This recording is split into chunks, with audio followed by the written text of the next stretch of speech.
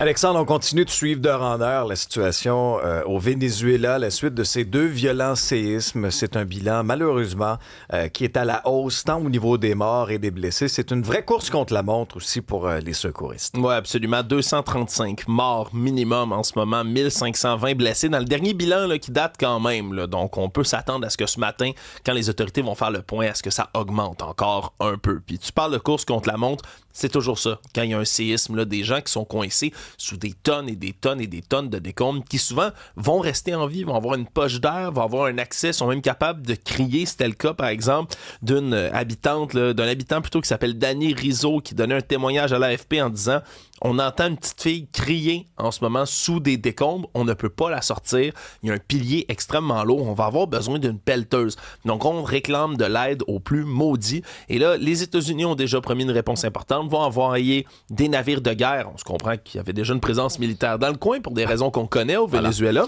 vont déployer aussi des avions, des hélicoptères, Brésil aussi qui annonce un envoi d'aide, même l'Iran, parce qu'ils sont un allié traditionnel quand même du Venezuela, vont envoyer aussi des secours. Bon, on ne sait pas ce qu'il leur reste comme aide humanitaire qui peut transiger jusque-là, mais il y a plusieurs pays qui ont annoncé une réponse. Après, je le rappelle, 2 séismes jumeaux, 7.2 et 7.5 sur l'échelle de Richter, l'un après l'autre avec un écart de même pas une minute. Et ça touche bien des gens au Québec aussi. Hein? J'entendais puis je lisais toutes sortes de commentaires de la diaspora vénézuélienne ici qui vivait aussi des heures d'angoisse parce que comprendre là, qu'à la suite de ces 2 séismes-là au Venezuela, les communications sont hyper complexes. Il n'y a plus d'électricité, plus de gaz. Ben oui, alors pour les gens qui sont ici au Québec, qui sont en attente de nouvelles de proches, ces heures-là paraissent une éternité, on se comprendra.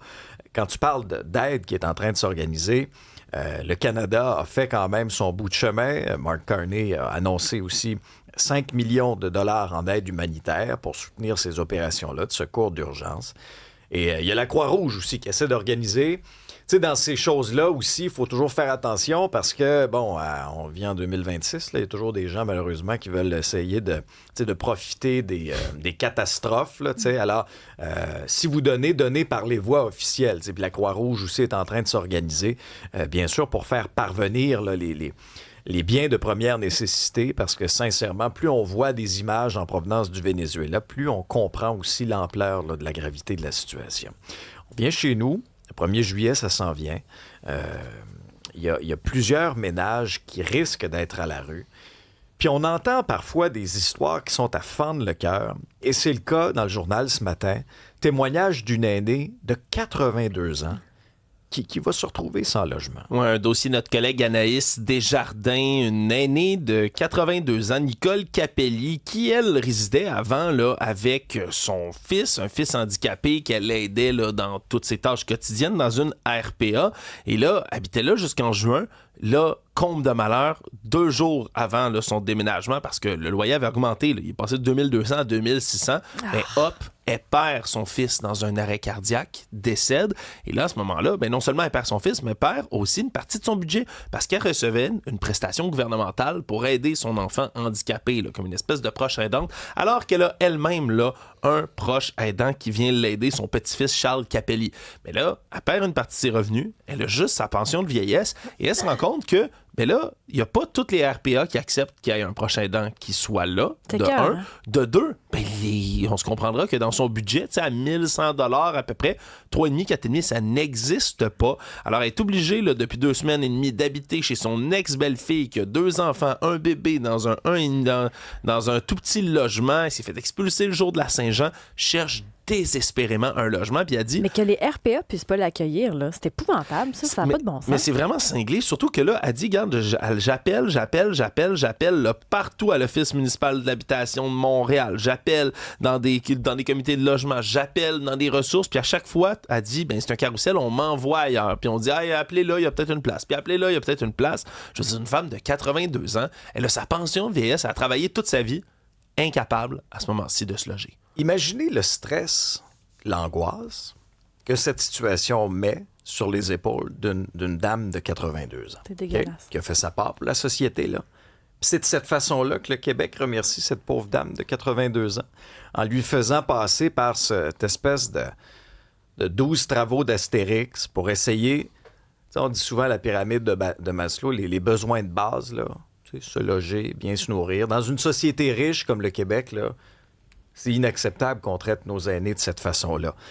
Alors là, j'espère que ce matin, là, des fois, il faut que les histoires soient dans le journal, ou à la radio, ou à la télé, pour qu'il y en a qui se réveillent, là. Hein? Fait que là, j'espère qu'il y a des gestionnaires de RPA, là, qui vont s'enlever les doigts d'où ce qu'on pense, là, puis qui vont voir cette histoire-là, puis qui vont dire, attendez un instant, là. On va vous prendre en charge, madame, on va venir vous aider. OK? À tous les gestionnaires, là, qui sont bien bons en arrière de leur bureau, puis qui savent absolument rien de ce qui se passe sur le terrain, là, si c'était votre mère, si c'était votre grand-mère, cette dame-là, Madame Capelli, l'auriez-vous traité de cette façon-là? J'espère que non. Sincèrement, j'espère que non. À quoi ça sert des RPA d'abord? À quoi ça sert? Pourquoi on a mis ce réseau-là en place? On n'essaie pas de faire de la charité. Là. On demande à la personne de lui donner quelque chose. Cette part. dame-là demande de pouvoir payer pour être logée quelque part. Ah oui, mais là, il y a des règles. Là, il y a des procédures. Puis on peut pas le prochain dent. C'est vraiment n'importe quoi. Non, mais c'est toujours ça, le Québec. Paysan des impôts toute ta vie. Après ça, quand tu as besoin d'avoir des services, tu n'en auras pas. On manque tellement de respect envers nos aînés, là, ceux qui ont bâti le Québec. Là, on est dégueulasse. Sincèrement, c'est gênant. Fait qu'allumer. Hein? Aujourd'hui, là, allumez, s'il vous plaît. Une question de dignité pour cette pauvre dame-là. Il y a l'enjeu de la crise du logement. Il y a un autre enjeu social qui est hyper important, c'est toute la question de violence conjugale, de relations toxiques. Et là, à Lévis, ça reste nébuleux, cette histoire-là, là, de cadavres enterrés, mais nos collègues du journal ont enquêté, puis ont dressé un peu le portrait de la situation. Puis en trame de fond, là, clairement, il y aurait une relation toxique entre la victime et son ex. Là. Oui, son ex qui est accusé, lui, déjà d'outrage à un cadavre. Martin Carrier, un acteur de 61 ans de Lévis, qui aurait enterré, c'est ce qu'on comprend, le cadavre de Sushmita Bashkaran, qui, elle, demeurait aux États-Unis avant, est venue s'installer au Québec, ingénieure de formation, originaire de l'Inde, elle a 51 ans, elle a travaillé pour l'Agence mondiale anti-dopage, et elle était en relation toxique qui, allait plus, en 2010 jusqu'en 2018 avec M. Carrier. Il y a plusieurs documents juridiques qui parlent d'une séparation extrêmement houleuse. Ils sont allés devant le tribunal civil pour une histoire d'enrichissement injustifié après la vente d'une maison. Elle ne pouvait pas contracter de prêt puisqu'elle n'était pas citoyenne canadienne. Lui avait fait le prêt en son nom, a payé un loyer, mais maintenant, quand ils se sont séparés, lui a vendu la maison puis il n'a rien donné. Ça a fini par lui remettre de l'argent. Et là, on se comprend. Là, il a comparu mardi, Martin Carrier. Le ministère public s'est opposé à sa remise en liberté en disant de nouvelles accusations pourraient vraisemblablement être déposées contre lui à ce moment lorsqu'il reviendra devant le tribunal le 3 juillet. Donc, on se comprend qu'il y a une enquête complexe qui se poursuit. Alex, on peut pas dire à ce moment-ci qu'il l'aurait assassiné, mais ça peut être dans les accusations qui va tomber si c'est le cas. Est-ce qu'on est encore devant un autre féminicide au Québec qui tombe à un bien drôle de moment, on s'entend avec les événements de lundi? Je veux dire, si n'importe quelle tranche ou catégorie de gens, de démographie, d'origine ethnique se faisait autant tuer à un rythme aussi rapide systématiquement que les femmes au Québec, il y aurait une cellule de crise quelque part pour essayer de régler ça. Ben parce que chaque fois, on s'en désole, puis on est bien attristé. Mais on va pas à la source, le pourquoi de la violence. Mais dans ce cas-ci, en tout cas, on va laisser l'enquête faire son cours. Mais en trame de fond de tout ça, il y a clairement, en tout cas, une question d'abus, d'essayer de profiter de la vulnérabilité. Dans ce cas-ci, c'est une question en fonction de son statut aussi, clairement, pour lui faire vivre un véritable calvaire. Tu faisais référence à ce qui s'est passé en début de semaine, cette tuerie épouvantable, où un policier a perdu la vie en service, où un citoyen en est mort également, et une policière qui a été gravement blessée, qui risque d'être traumatisée pour le reste de sa vie. En tout cas, disons que ce qu'elle a vécu, c'est épouvantable aussi. Là, il y a eu au cours des dernières heures aussi une manifestation contre l'idéologie incel. centaine de personnes qui étaient réunies hier soir là, avec des slogans comme si t'es célibataire, c'est pas de notre faute, évidemment là, faisant référence à l'idéologie incel et l'idéologie qui a inspiré là, très directement là, le tireur de lundi, lui qui entretenait entre autres inspiration et haine, mais une haine particulière des femmes qui tient pour responsable selon cette idéologie-là de son propre célibat et de celui de plein d'autres hommes un peu partout, une idéologie absolument toxique. Et là, on était regroupés là, à la place du 6 décembre 1989, évidemment, place commémorant la tuerie de la Polytechnique, qui il y avait plusieurs personnes, là, dont Jean-Marc Dalphond, par exemple, le co-auteur du projet Polytechnique, là, qui était sur place, puis qui était là parce que ça ravive toutes sortes de parallèles extrêmement douloureux avec un des pires attentats de l'histoire du Québec, qui était relié justement à une haine ciblée envers les femmes. On a tenu là, à faire donc une manifestation publique pour rappeler que cette idéologie-là n'a pas sa place, puis surtout, on l'a traité comme marginal, hein. Ce mouvement-là, incel, depuis des années, puis c'est une gang de gars dans leur sous-sol, un peu loser. T'sais. Non, c'est rendu plus que ça. Puis moi-même, pour observer là, des coins comme ça de l'Internet, là, ça grossit, ça dépasse maintenant là, les simples forums. Puis le fait que ce soit même pas là, le premier attentat au Canada. Ah non, il y a eu Toronto. Puis il y en a eu d'autres qui sont liés à cette idéologie-là. Mais c'est ce qu'on demandait hier dans la manifestation, qu'on traite ça comme ce que c'est, une menace terroriste. Bon, 2-3 pistes de réflexion en lien avec ça. T'sais, comme société, il faut se demander aussi comment ça se fait qu'il y a des gens qui se reconnaissent dans ce genre de discours-là. Comment ça se fait qu'on en échappe à ce point-là? La question a été posée au premier ministre Carney en ce qui concerne l'arme qui a été utilisée là, par le tireur. Devrait-on la bannir ou pas? Ça a été réclamé par certains groupes de pression. Dans le cas du premier ministre, lui, ce qu'il dit essentiellement, c'est on s'en remet aux mains de la GRC qui vont nous faire certaines recommandations. Maintenant, il y a toute la question des hommages aussi. Cette semaine, il y avait les funérailles religieuses de ce policier mort en service, Mohamed Lamine Beredouane, et aussi ce citoyen héros. C'est un héros, là. Il a sauvé la vie d'au moins 5 femmes en essayant là, de leur dire « Allez-vous-en, il y a un tireur ». Malheureusement, il a lui-même péri en étant pris un peu dans le tir croisé de la policière et de ce tueur en question. On a vu les vidéos circuler. Et là, on sait qu'il y aura des funérailles civiques organisées pour le policier. Ça va avoir lieu dans les prochaines semaines. On nous dit que ça ne sera pas avant la semaine du 6 juillet. J'espère, si la famille l'accepte aussi, que cet homme héros va en avoir également. Ce citoyen, il en mérite tout autant.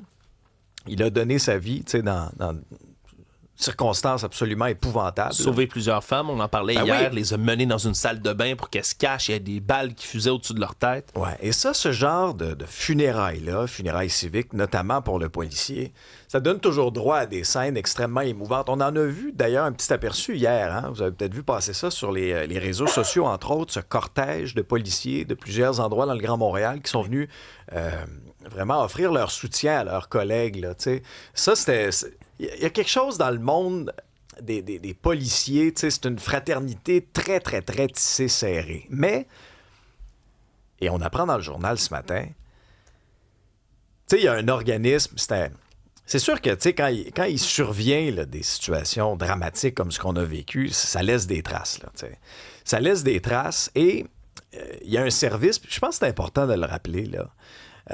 Ça s'appelle la Vigile. C'est à Québec. C'est quoi, ça, la Vigile? C'est la seule ressource d'aide qui est consacrée aux intervenants d'urgence. Okay?